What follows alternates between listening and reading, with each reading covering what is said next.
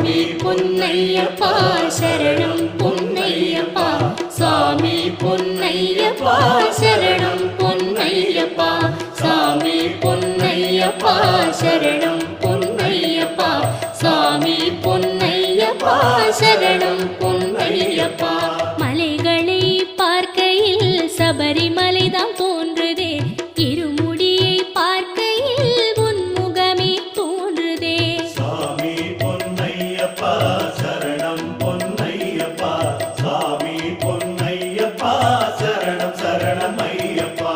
காலமெல்லாம் காத்து நிற்கும் சபரி சந்நிதானமே, சபரி பீடம் தஞ்சமின்று